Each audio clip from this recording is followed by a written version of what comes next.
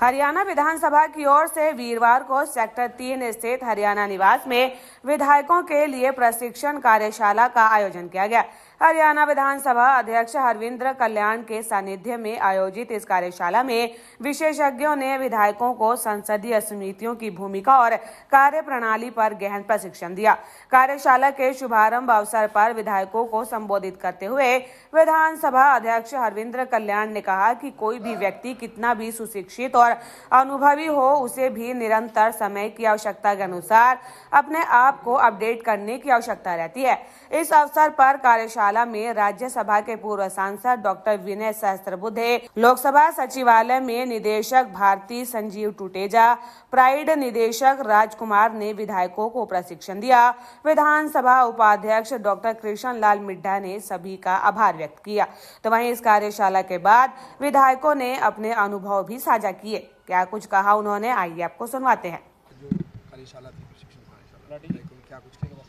उसमें जो विधानसभा समितियां हैं और उसमें किस तरीके से उनको प्रभावी तरीके से सुचारू हो सकता है, उसके लिए आज एक वर्कशॉप ऑर्गेनाइज करी थी हरियाणा विधानसभा में, और बहुत से उसमें जो एक्सपर्ट्स बुलाए हुए थे और लोकसभा से भी, प्राइड से भी आए हुए थे। मैं समझता हूं कि ऐसी वर्कशॉपों से किस तरीके से विधायक को अपनी कार्यप्रणाली और किस तरीके से जो विधानसभा समितियां हैं उसमें किस तरीके से प्रभावी तरीके से राज्य के वित्त और राज्य की जो हमारी जिम्मेवारी है, प्रति जिम्मेवारी, उनको किस तरीके से निर्वाह कर सकते हैं और किस तरीके से सुचारू रूप से उन ताकतों को जो एक विधायक के तौर पे दी हैं उनको इस्तेमाल कर सकते हैं उसके लिए। लेकिन जब सदन में चर्चा होती है तो कई बार आपस में उलझ जाते हैं। वो सदन एक अलग चीज़ है, लेकिन ये वर्कशॉप जो है मैं समझता हूँ संसदीय कार्यप्रणाली को समझने के लिए और बेहतर तरीके से अपने आप को प्रस्तुत करने के लिए और राज्य की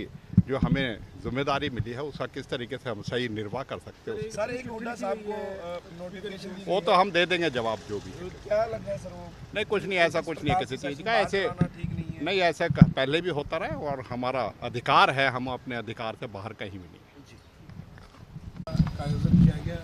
देखिए, आज प्रशिक्षण कार्यशाला को आयोजित किया गया जिसमें कमेटियों को लेके कितना प्रभावशाली बनाया जाए, प्रत्येक विधायक को इसका निमंत्रण था और बहुत से विधायक यहाँ पहुँचे जिन्होंने इस चीज़ का फायदा लिया। लोकसभा से भी पूर्व सांसद व प्राइड के मेंबर्स थे, अधिकारी थे, उन्होंने भी आकर अपने बातों को रखने का काम किया जिसका फ़ायदा प्रत्येक विधायक को मिला कि किस प्रकार से कमेटियों का हम फ़ायदा ले सकते हैं और अपनी बात को रख सकते हैं। जिस बात को हम विधानसभा में नहीं रख पाते कई बार, तो उन बातों को हम लोग अपनी कमेटी में रख सकते हैं। सर, तमाम विधायक पहुँचे थे? लगभग 35 विधायक के आसपास थे, कुछ विधायक नहीं आ पाए।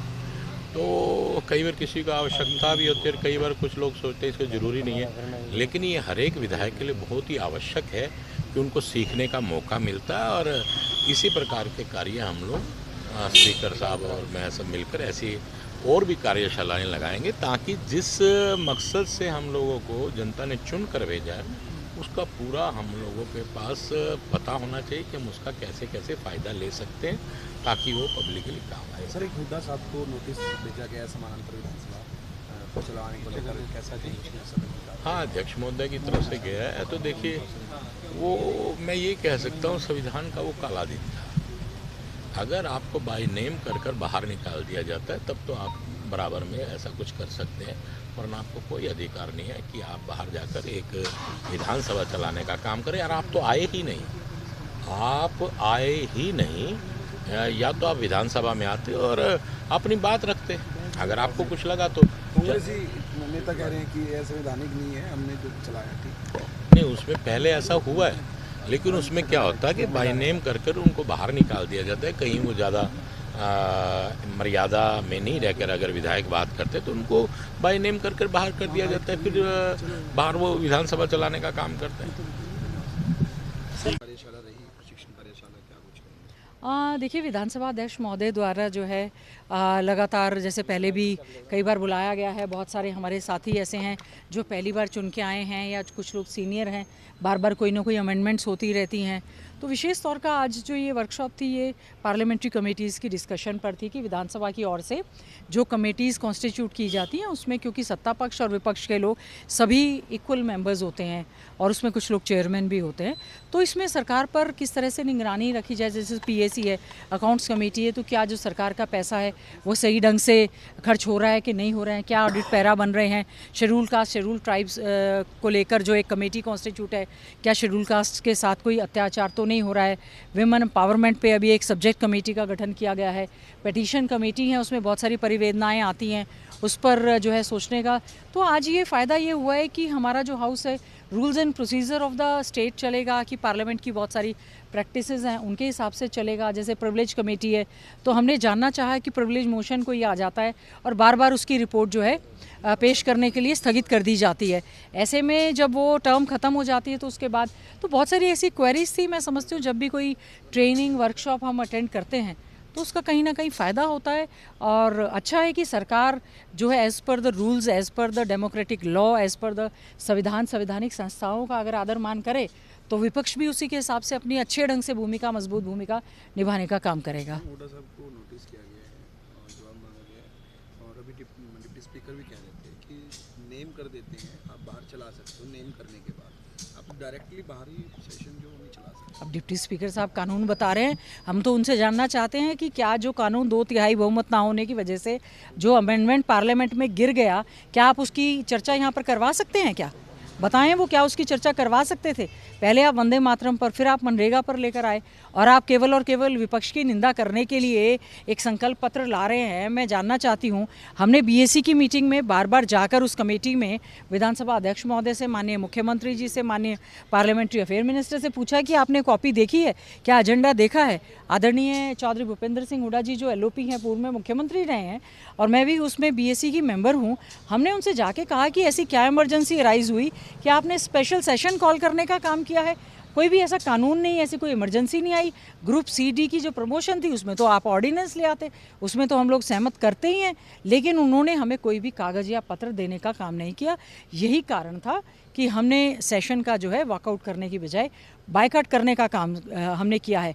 हम क्यों जो असंवैधानिक तौर पर लाया गया संकल्प पत्र है जो कि ये सरकार नहीं ला सकती है, आप उस पर चर्चा, बहुत सारी महिलाओं एमएलएस को और मंत्रियों को मैं सुन रही थी कि इससे जो है महिला आरक्षण बिल गिर गया। महिला आरक्षण कानून तो जो 23 में यूनानिमसली पास हुआ था, आफ्टर नोटिफिकेशन लागू होना था, इस सरकार ने 3 साल के बाद 16 अप्रैल 2026 को वो नोटिफाई किया है और वो कह रही थी कि करोड़ों महिलाओं का हक मारा गया।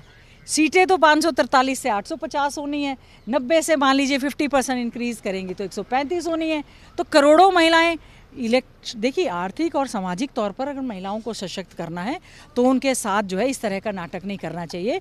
गंभीरता से महिला सशक्तिकरण की ओर उठाया गया कदम, जिसमें सारा विपक्ष इकट्ठे होकर समर्थन देकर कानून बन चुका है, उसी को आप लागू करने का काम करें। असंवैधानिक तौर पर इस तरह की विधानसभा में चर्चा आप ला नहीं सकते हैं। जो आप लेकर आए, क्योंकि संघीय ढांचा है, फेडरल स्ट्रक्चर है, उसमें सेंटर के अलग कानून है, स्टेट के अलग कानून है।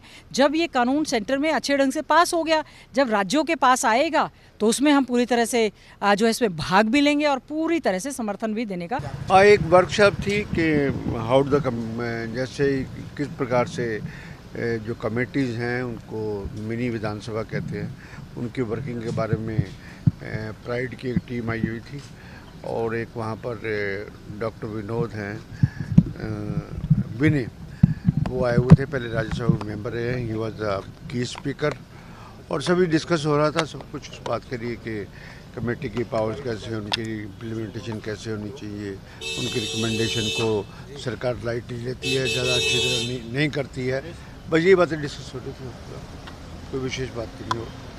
एक सर हुड्डा साहब को चिट्ठी लिखी गई है स्पीकर द्वारा कि भी उन्होंने अलग से सेशन चलाया उसको लेकर, उस चिट्ठी की कोई रेलेवेंसी नहीं है, कोई नहीं, हुड्डा साहब को मिली है और जवाब देते हैं।